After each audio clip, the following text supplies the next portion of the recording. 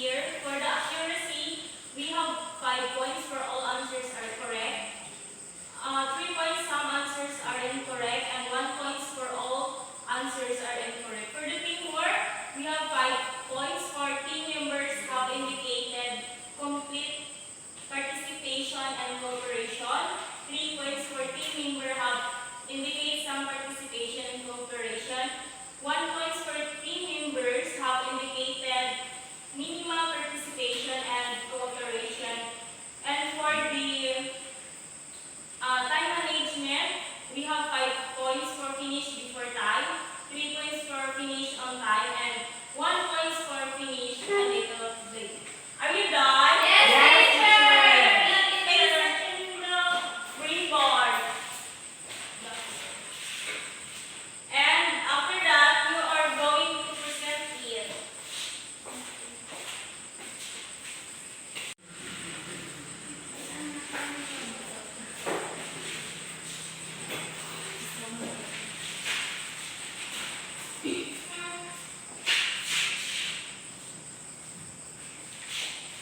Okay, group 1 will be the first presenter.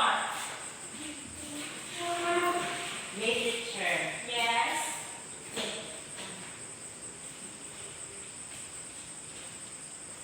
So, good afternoon, everyone. This is the work of Group 1. So, we arrange the plan according to their position and distance. First is Mercury, Venus, Earth, Mars, Jupiter, Saturn, Uranus, Jupiter, Uranus, and Neptune. Okay, very good. Let's give you 5 claps. So this will be the output of group 2. The Mercury, Venus, Earth, Mars, Jupiter, Saturn, Uranus, and Neptune. Okay, very good. Now I will give you a score. For the group 1, for the accuracy, they have 5 points. And for group 2, they have also 5 points. For the teamwork, they have a participation. Yes. Yes. Okay, teacher. 5 points. And the group 2, Yes, teacher. 5 points. For the time management, Yes, Yes, teacher. Time.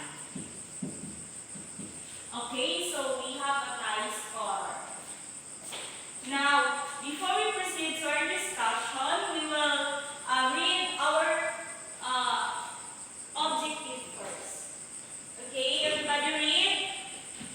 Identify what is solar system. Demonstrate understanding in the planet of the solar system. Create a graphic organizer that shows the 8 planets of our